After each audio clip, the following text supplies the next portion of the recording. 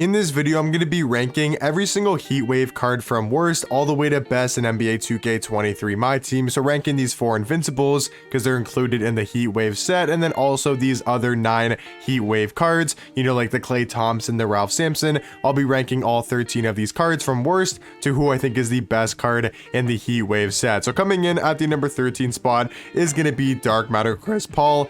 Nice voice crack, Evan. I think between Chris Paul and Allen Iverson, they're obviously going to be the 2 worst in this set. They're both 6-foot point guards. Yes, they might be fun to use in game, but they're just realistically not going to be the best. Chris Paul has his own jump shot on very quick timing, also does have the Chris Paul size up and the John Wall escape, so they're going to be really good offensive point guards, or, you know, cards you can cook with on the offensive end, but I mean, only being 6 foot is going to be really hard to score the ball inside, you know, attacking the paint when there's cards like Manute Bol, Taco Fall, Sampson, just these giants down low. That's going to be pretty much next to impossible to score with, you know, down low in the paint. But I do think if you want to use Allen Iverson or Chris Paul, they're definitely not terrible dark matters. They're just way too short for the point guard position. So I do have Chris Paul number 13 and Allen Iverson number 12. At the number 11 spot is this dark matter Tyrese Haliburton. I just wasn't really too impressed by doing a gameplay on this card. Like, I tried him out, he just wasn't really doing anything too special for me. Like, he's 6'5" at point guard with a 6'9" wingspan.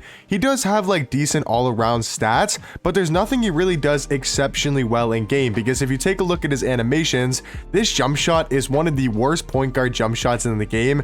It is so bad in my opinion. And then he's got the Garland size up, which is cool and all, but he's got the pro escape, so he doesn't even have that good of an escape. His movement's okay, his jump shot's completely terrible, his defense is okay, like decent. He just doesn't really do anything too crazy on the court in my opinion, and I think because of how bad his jump shot's going to be, or how bad his jump shot is, I think he's going to be one of the worst cards in the Heatwave set. Coming in though at the number 10 spot is going to be the Dark Matter Thompson. Just a solid all-around shooting guard, 6'6" at the 2, 6'9" wingspan.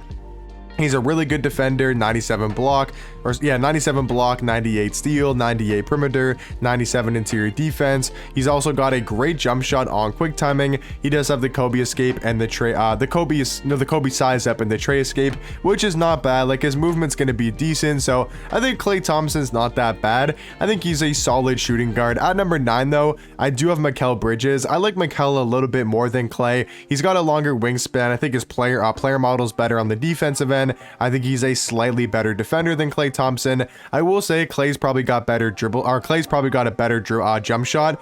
I actually like Mikal Bridges' release a lot though, and I think it's a very close debate between Thompson and Mikal Bridges. I got Clay at number 10 and Mikal Bridges at number 9. At the number 8 spot though is going to be Dark Matter Paul Pierce. Not a bad shooting guard. He's 6'7" at the 2.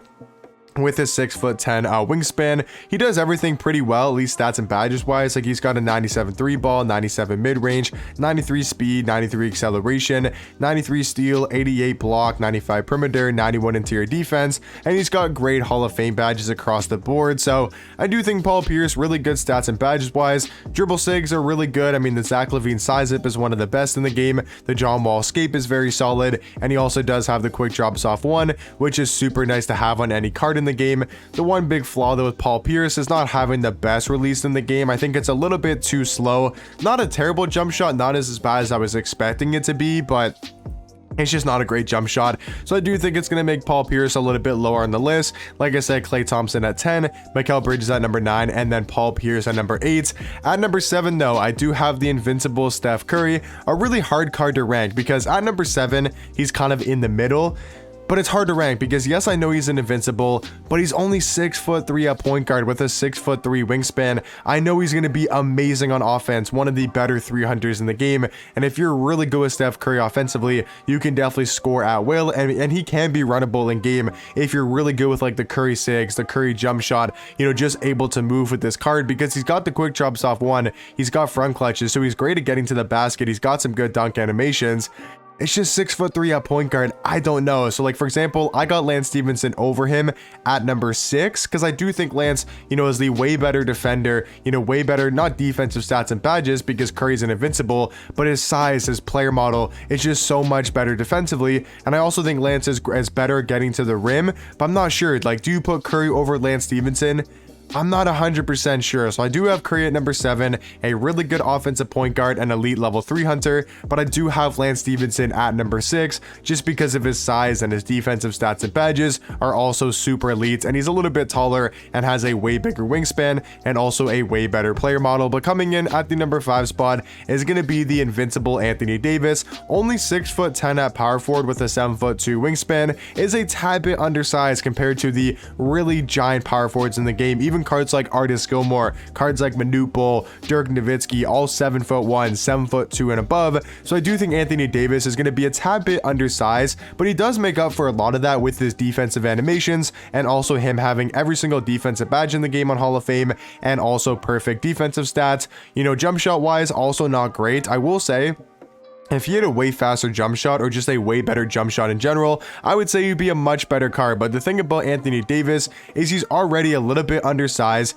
and then he doesn't have that great of a jump shot. So if you're going to use an undersized card, you want to use a Steph Curry, a guy that's got an elite level jump shot, really good dribble sigs, and that's just really not the case with Anthony Davis. I still think he's a 5th best card in the set though, and a very viable option at the power forward position. But at number 4, I do have the dark matter Jermaine ONeal. He's actually taller than Anthony Davis, but he can play small forward and also does have a 7'3" wingspan. So he's taller, longer wingspan than AD. His player model is just as good in game, and he's going to be not maybe as good. He's probably not going to be as good defensively as Anthony Davis, but he's got way better dribble sigs with this defense, his size up, the tray escape, aim behind the back. Like, this Jermaine ONeal card is amazing at getting to the rim and finishing at the basket, but just like Anthony Davis doesn't have a great jump shot. Like, AD's release is a lot better than Jermaine ONeal's, but I think because of Jermaine's size at the small forward position, I do think makes him a slightly better card than Anthony Davis. At the number 3 spot though is going to be dark matter Ralph Sampson. I think these next 3 cards honestly have the argument to be made for the best card in the set. Ralph Sampson's a 7'4" center, 7'8" wingspan. I would say he's probably a top 5 to 7 center in the game because he's got 85 speed, 85 acceleration, 82 3 ball. We know he's going to be a great paint defender with a 97 block, 84 steal, 87 perimeter, and 96 interior defense. Has almost every single Hall of Fame defensive badge in the game.